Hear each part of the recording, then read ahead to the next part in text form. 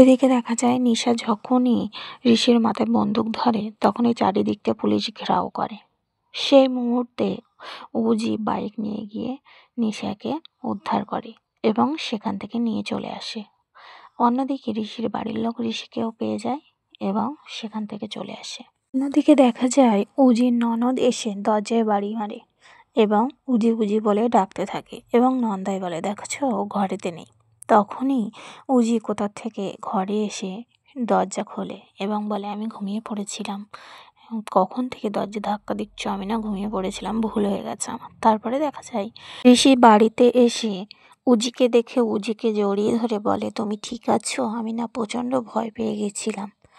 অন্যদিকে দেখা যায় ঋষির মা উজিকে বলে, আজকে রাত্রে ঋষি তোমার কাছে থাকবে, ওর খেয়াল রেখো, কিন্তু ওকে যেন কষ্ট দিয়ে না। অন্যদিকে দেখা যায় ঋষি উজির কোলে মাথা রাখে আর উজি ভাবতে থাকে যে কি পরীক্ষায় ফেললি রে দিদি, আমি তো আস্তে আস্তে ভালোবাসার মায়ায় জড়িয়ে যাচ্ছি।